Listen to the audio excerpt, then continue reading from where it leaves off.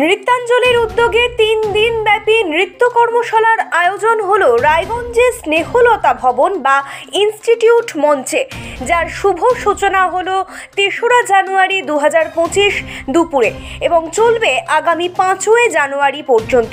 এই নৃত্য কর্মশালায় ৩ দিন থাকছেন ভারতের বিখ্যাত নৃত্যশিল্পী তথা নৃত্যগুরু কোহিনূর সেন বরাট এবং আজ থেকে ৩ দিন রায়গঞ্জের তথা জেলার সমস্ত নৃত্যপ্রেমীরা তালিম নেবেন ওনার থেকে। অনুষ্ঠানের শুরুতেই নৃত্যগুরু কোহিনূর সেন বরাট সহ মঞ্চ উপদেষ্ট সমস্ত নৃত্যশিল্পীদের নৃত্য শিক্ষিকাদের বরণ ও প্রদীপ প্রজ্বলন করা হয় এবং তার পরবর্তীতে শুরু হয় গুরুর তালিম। এই মহান কর্মযজ্ঞ নিয়ে রায়গঞ্জ তথা জেলার স্বনামধন্য নৃত্য প্রশিক্ষণ কেন্দ্র নৃত্যাঞ্জলির কর্ণধার ও প্রিন্সিপাল ডক্টর অস্মিতা অধিকারী ঘোষ জানান, আজ তার পিতার প্রয়াণ দিবস এবং এই প্রয়াণ দিবসকে একটি মহান কাজের মধ্যে দিয়ে স্মরণ করার উদ্দেশ্যে এই উদ্যোগ গ্রহণ করেন তিনি।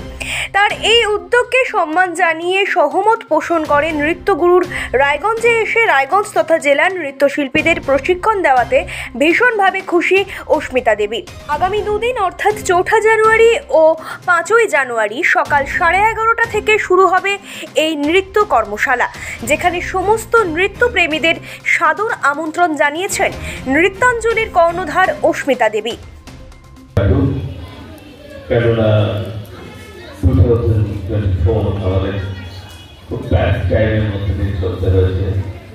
সমাজের অবক্ষয় প্রতিনিয়ত আমাদের আতঙ্কিত করেছে, কিন্তু তার মধ্যেও আমাদের সুস্থ সংস্কৃতি আমরা চালিয়ে নিয়ে যাচ্ছি এবং যাব।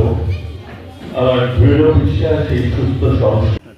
ডক্টর অস্মিতা অধিকারী ঘোষ। এখানে একটা বৃহৎ কর্মযজ্ঞে আমরা সবাই লিপ্ত হয়েছি। আমি জাস্ট একটা নিমিত্ত মাত্র, হয়তো কাউকে নিয়ে এসেছি এখানে, কিন্তু বাদবাকি সবাই এই মহান যজ্ঞে ব্রতী হয়েছে। গুরু আমাদের সবার গুরু কোহিনূর সেন বরাট সুদূর কলকাতা থেকে ওনার এক সুযোগ্য ছাত্রকে নিয়ে এখানে এসছেন।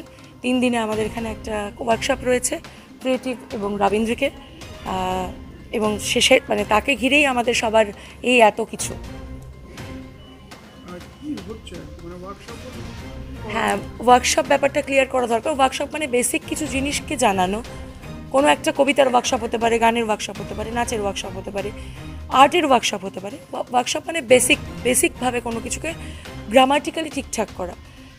সেই নিয়মগুলো হয়তো আমরা এখানে বসে অনেক কিছু জানতে পারি না, বা আমরা যাদের কাছ থেকে শিখছি হয়তো ঠিকঠাক বুঝতে পারি না। সেখানে যদি একজন বড় মাপের মানুষ এসে আমাদের সেই ভুলগুলোকে শুধরে দিয়ে যান, বা আমাদের ঠিকঠাক করে যদি আমাদের পথপ্রদর্শক হিসেবে থাকেন, সেক্ষেত্রে একটা বড় ওপেন আপ হয়। তো আশা করি জাতবেদাও আছে এখানে, জাতবেদাও একমত হবে সেক্ষেত্রে। তো ওয়ার্কশপ মানে হচ্ছে বেসিক একটা ব্যাপারকে ঠিকঠাক করা, কিছু নতুন দেওয়া, সেটা নিয়ে সামনে এগোনো, এটাই হচ্ছে ওয়ার্কশপ। আপনাদের এই 3 দিনের যে প্রোগ্রাম হচ্ছে, এখানে কি কোহিনূর মহাশয় কি 3 দিনই থাকছেন? হ্যাঁ, উনি 3 দিনই আছেন।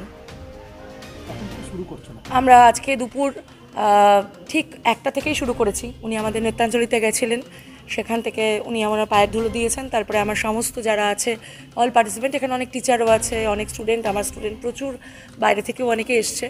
সবাই এখানে অধীর আগ্রহ অপেক্ষা করছিলেন ওনার জন্য। এখানে কিছু এখানে সামান্য কিছু রিচুয়ালস করে আরাধির পরেই ওনার এখন মেন যে কাজ, সে কাজে আমরা 3টে গ্রুপে ভাগ করেছি।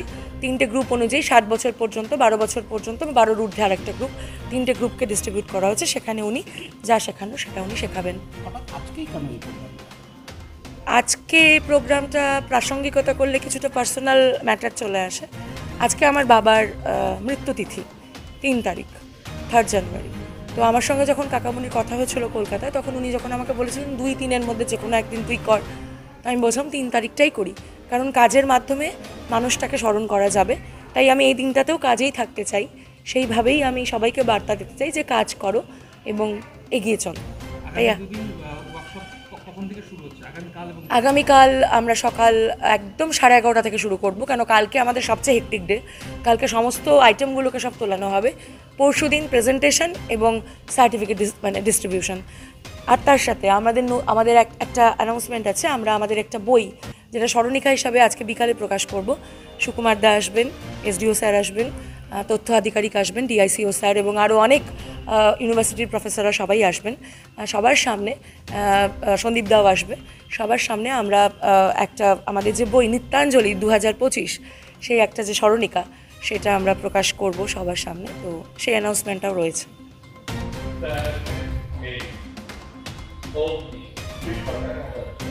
রায়গঞ্জ থেকে ব্রিকেশ বর্মন ও সঞ্জীব সাহার রিপোর্ট, খাস খবর 8।